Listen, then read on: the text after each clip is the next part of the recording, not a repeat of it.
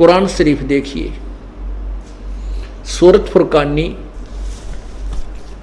25 आयत नंबर 52 से 59 में स्पष्ट किया है,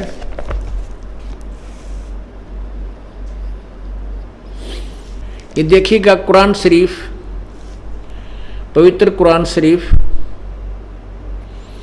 इसके विषय में लिखा है, यह वह इल्हामी किताब है जिसमें कोई संदेह की गुंजाइश नहीं, अर्थात इसमें जो लिखा है वो सत्य है। कुरान शरीफ नीचे लिखा है, ये मुतरजम बहराइशिय अनुवाद स्टीपन, ये इसका अनुवाद है, शास्त्रीय अरबी पद्धति पर नागरी लिपि में रूपांतर नंद कुमार अश्वथी। नीचे देखिए, शेरवानी संस्करण, ये कहाँ से छपा है? प्रकाशक हैं लखनऊ किताब घर, मौसम बाग, सीतापुर रोड, लखनऊ। अब इसका देखिएगा यहाँ पर, ये है सूरत फुरकानी,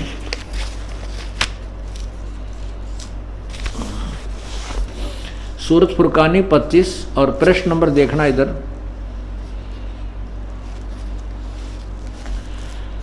(604) पे नीचे आइएगा।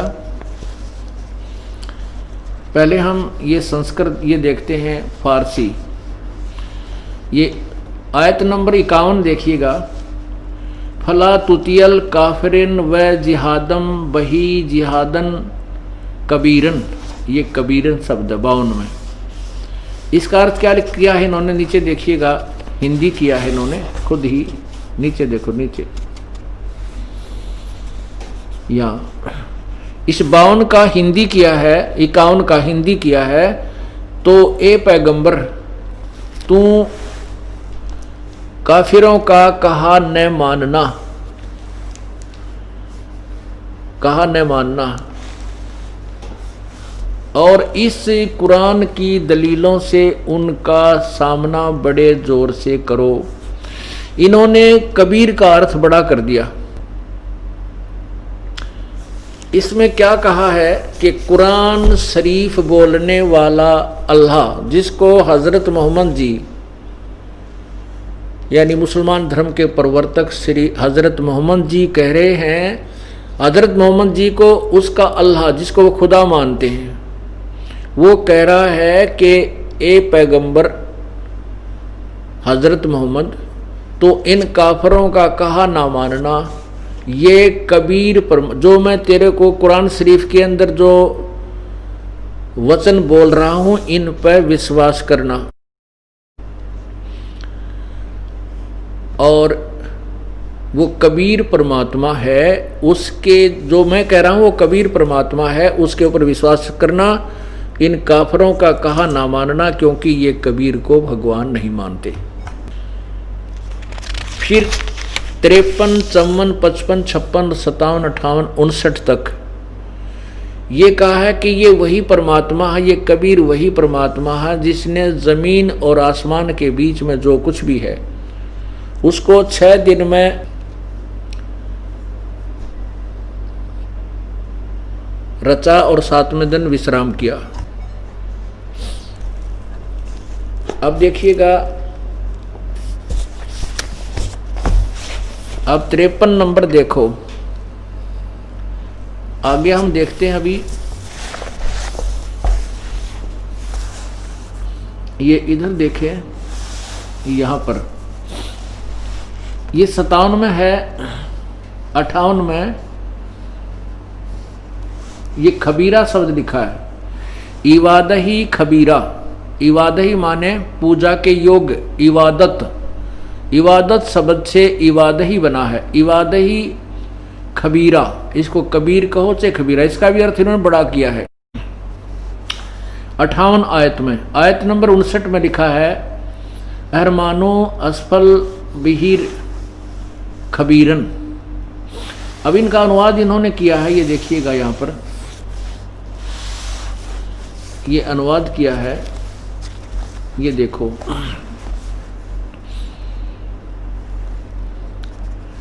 ये अब 57 का जो 58 में देखो, ए पैगंबर हजरत मोहम्मद का खुदा कह रहा है, ए पैगंबर उस जिंदा पर भरोसा रखो जो कभी मरने वाला नहीं है, अर्थात वो वास्तव में अविनाशी है, और तारीफ के साथ उसकी पाकी बयान करते रहो, और अपने बंदों के गुनाहों से वह काफी खबरदार है। यहाँ इन्होंने कबीरा का अर्थ बड़ा कर दिया, काफी बहुत नहीं। वो कबीर परमात्मा अपने बंदों के अपराधों को माफ कर देता है, उनका गुनाहों को से खूब परिचित है, अक्षमा कर देता है। इसका वास्तविक अर्थ ये बनता है। फिर भी 59 में क्या कहा कि जिसने आसमान और जमीन के और जो कुछ उन आसमान और जमीन और जो कुछ उनके बीच में है सबको 6 दिन में पैदा किया, फिर तख्त पर जा विराजा, वह अल्लाह बड़ा, वह अल्लाह कबीर। वो अल्लाह कबीर, बड़ा का अर्थ कबीर, इन्होंने कबीर का अर्थ बड़ा कर दिया। हम कहते हैं वह अल्लाह कबीर रहमान है, दयालु है।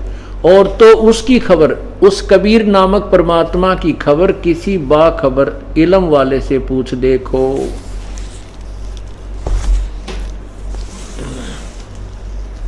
अब इससे क्या सिद्ध हुआ? पवित्र कुरान शरीफ और पवित्र बाइबल, इन दोनों सदग्रंथों ने मिलजुल कर सिद्ध कर दिया, इन दोनों सदग्रंथों ने मिलकर सिद्ध कर दिया कि कबीर नाम है उस परमात्मा का, और उसी ने 6 दिन में सृष्टि थी, 7वें दिन तख्त पर जा बैठा। तख्त पर जा बैठा तो साकार है, निराकार नहीं है। और पवित्र कुरान शरीफ को बोलने वाला अल्लाह कह रहा है कि उस कबीर नामक परमात्मा के विषय में, उस पूर्ण भगवान के विषय में मैं परिचित नहीं, उसकी खबर किसी बाखबर यानी तत्वदर्शी संत से पूछ देखो। यही पवित्र गीता जी अध्याय नंबर 4 के श्लोक 34 में, पवित्र यजुर्वेद अध्याय नंबर 40 के श्लोक 10 और 13 में, गीता ज्ञान दाता और वेद ज्ञान दाता ब्रह्म कह रहा है कि उस तत्व ज्ञान के विषय में पूर्ण परमात्मा के, उस परमात्म तत्व के पूर्ण परमात्मा के विषय में किसी तत्वदर्शी संत से पूछो। अब सभी सदग्रंथों का एक ही निष्कर्ष निकला कि पूर्ण परमात्मा कबीर है और वो मनुष्य सदृश है, नर आकार है उसका। और ये भी निकला कि किसी भी सदग्रंथ में उस परमात्मा का आदेश नहीं है कि मांस खाओ, क्योंकि उस परमात्मा ने तो 6 दिन में सृष्टि रची, 7वें दिन वो तख्त पर विराजा। उसके बाद यदि कुरान शरीफ में किसी और अल्लाह ने, किसी देवता ने, फरिश्ते ने अगर मांस खाने का कोई कहा है तो वो पूर्ण परमात्मा का विधान नहीं है। उसके आदेश का पालन करके मांस खाना तो उस पर पूर्ण परमात्मा के संविधान को भंग करना है, जिसकी सजा भोगनी होगी। जैसा आपको अभी उदाहरण सुना था उसी को यहां समझना। साथ में ये भी कहा कि वो उस परमात्मा के, जो कबीर परमात्मा है, जो हजरत मोहम्मद जी के को कहा है कि जो तुझे जिंदा रूप में मिला था उस जिंदा पर भरोसा करना।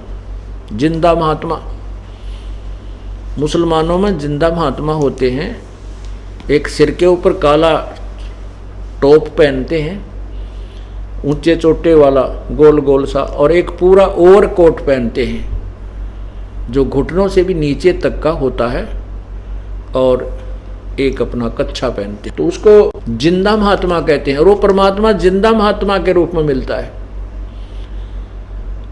हजरत मोहम्मद जी को मिले थे कबीर परमात्मा कहते हैं, हम मोहम्मद को वहां ले गए हो, इच्छा रूपी वहां नहीं रहो। उल्ट मोहम्मद महल पठाया, शरीर में भेज दिया, और गुज बीरज एक कलमा लाया। रोजा बंग नमाज कहीरे और देईरे और बिस्मिल की नहीं बात कही रे। कहते हजरत मोहम्मद ने भी मांस खाने के लिए या किसी गौ या बकरे को बिस्मिल करने के लिए नहीं कहा। हाँ, रोजा और नमाज करने की तो उन्होंने कहा।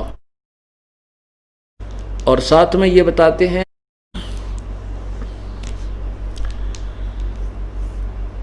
नबी मोहम्मद नमस्कार है राम रसूल कहाया, 1,80,000 को सौगंध जिन नहीं कर चलाया।